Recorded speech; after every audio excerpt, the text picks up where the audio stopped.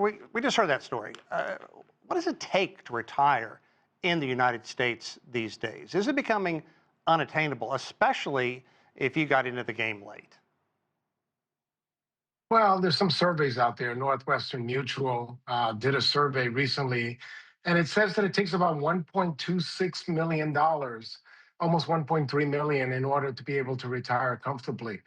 But the reality is that, as you heard, not everybody has that amount of money. And in fact, 54% of US households don't even have any retirement savings.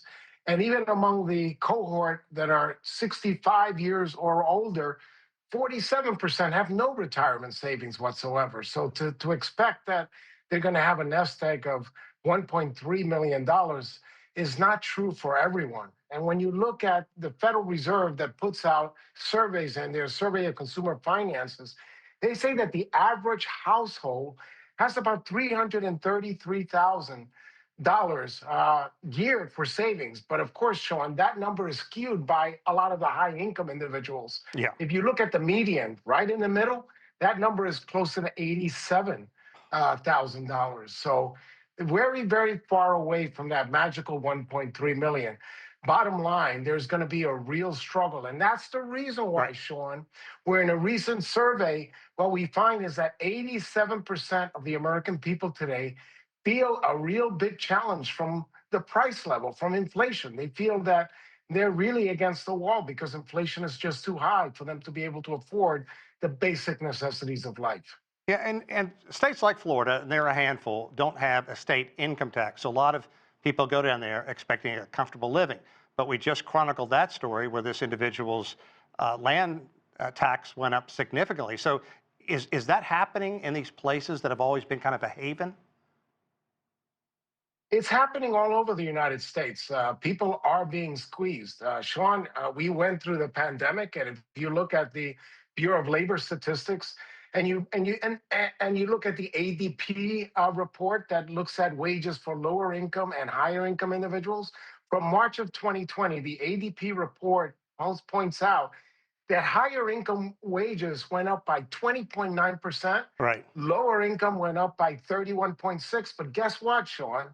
If you look at food prices, they went up by 31.3%. Yeah. And that's through December of 2025, using the consumer price index, the latest numbers we have. And even energy prices went up 41.3% through December of 2025. Clearly, you could see that wages, whether you were of a low income or high income wages, they were not keeping up with those two important components of the consumer price index. You know, the Trump administration has kicked around the idea of doing away with taxes on Social Security as well as money from 401k and the like. Do you think that will happen?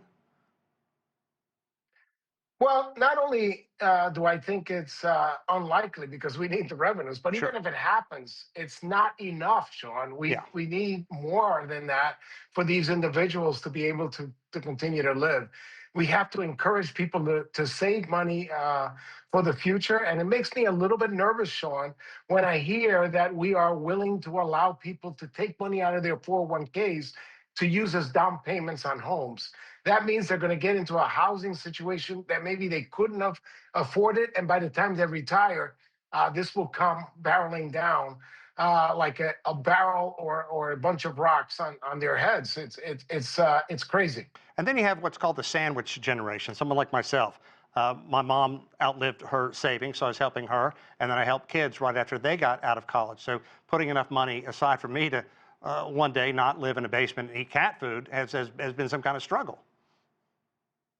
That's right. And in fact, what you see out there is that some surveys show that as many as 70% of the American people today believe that they can't even save enough for a potential emergency.